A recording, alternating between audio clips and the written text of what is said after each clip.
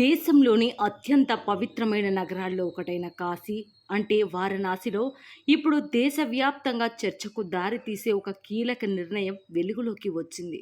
నగరంలోని chicken, mutton, చేపలు విక్రయించే దుకాణాలను నగర శివార్లకు తరలించేందుకు వారణాసి మున్సిపల్ కార్పొరేషన్ నిర్ణయం తీసుకుంది. ఈ వార్త బయటకు వచ్చిన తర్వాత వారణాసి పూర్తిగా శాకాహార నగరంగా మారబోతుందా అనే ప్రశ్న అందరిలోనూ మొదలైంది. అయితే అసలు విషయం ఏమిటి? ఈ నిర్ణయం వెనక కారణాలు ఏమిటి? ఎవరు మద్దతిస్తున్నారు? ఎవరు వ్యతిరేకిస్తున్నారు? ఇప్పుడు పూర్తి వివరాలు తెలుసుకుందాం. ముందుగా వారణాసి గురించి చెప్పుకోవాలి. ఉత్తరప్రదేశ్లోని వారణాసి ప్రపంచంలోనే అత్యంత పురాతన నగరాల్లో ఒకటిగా గుర్తింపు పొందింది. దీనిని కాశీ, బెనారస్ అనే పేర్లతో కూడా పిలుస్తారు. గంగా నది ఒడ్డున ఉన్న ఈ నగరం హిందువులకు అత్యంత పవిత్రమైన తీర్థక్షేత్రంగా భావించబడుతుంది. ప్రతి సంవత్సరం లక్షలాది మంది భక్తులు కాశీ విశ్వనాథ్ ఆలయాన్ని దర్శించుకోవడానికి ఇక్కడికి వస్తుంటారు. ఇలాంటి ఆధ్యాత్మిక ప్రాధాన్యమున్న నగరాల్లో పరిశుభ్రత, ట్రాఫిక్ నియంత్రణ, నగర నిర్వహణకు మెరుగుపరిచేలా ఉద్దేశించి వారణాసి మున్సిపల్ కార్పొరేషన్ ఒక కీలక ప్రతిపాదనకు ఆమోదం తెలిపింది. నగర పరిధిలో ప్రస్తుతం పనిచేస్తున్న సుమారు 350 నుంచి 400 మాంసం, చేపలు, కోళ్ల దుకాణాలను దశల వారీగా నగర శివార్లకు తరలించాలని నిర్ణయించింది. ఈ ప్రతిపాదనకు మేయర్ అధ్యక్షతన జరిగిన సమావేశంలో ఆమోదం లభించింది. అధికారులు తెలిపిన వివరాల ప్రకారం ఈ దుకాణాలను రామ్నగర్, సుజాబాద్, గణేష్పూర్, ఔలేష్పూర్, శివాపూర్ ప్రాంతాలకు మార్చనున్నారు. ఈ ప్రాంతాలు నగర సరిహద్దులకు సమీపంలో ఉండడంతో ప్రజలకు పెద్దగా ఇబ్బంది ఉండదని అధికారులు చెప్తున్నారు.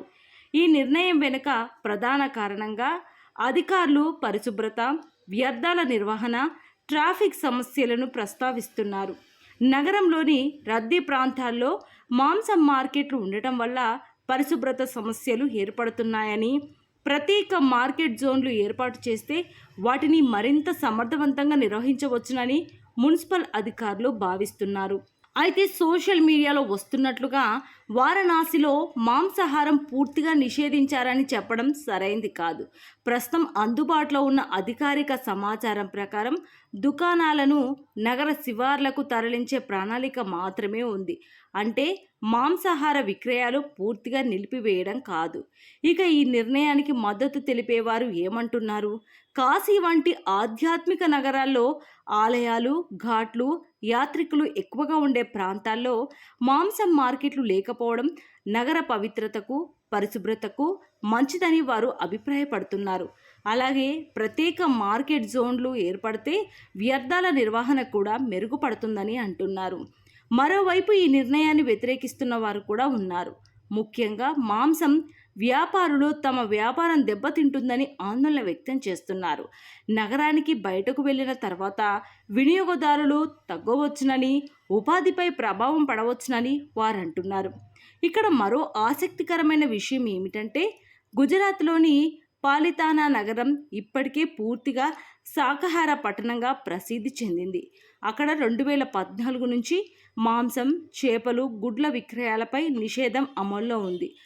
ఈ నిర్ణయం అమలైతే నగర రూపురేఖలు మారే అవకాశం ఉందని నిపుణులు భావిస్తున్నారు. ఒకవైపు నగర పరిశుభ్రత మెరుగుపడవచ్చు, మరోవైపు వ్యాపారులకు కొత్త సవాళ్లు ఎదురయ్యే అవకాశం కూడా ఉంది. ఇది కేవలం వారణాసికే పరిమితం అవుతుందా, లేక దేశంలోని ఇతర ఆధ్యాత్మిక నగరాల్లో కూడా ఇలాంటి చర్యలు తీసుకుంటారా అనే చర్చ కూడా ఇప్పుడు ప్రారంభమైంది. ఇప్పటికే కొన్ని నగరాల్లో పండుగల సమయంలో తాత్కాలికంగా మాంసం విక్రయాలపై పరిమితులు అమలు చేస్తున్న సందర్భాలు ఉన్నాయి.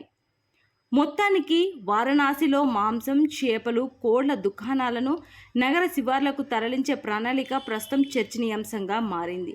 మరి మీ అభిప్రాయం ఏమిటి?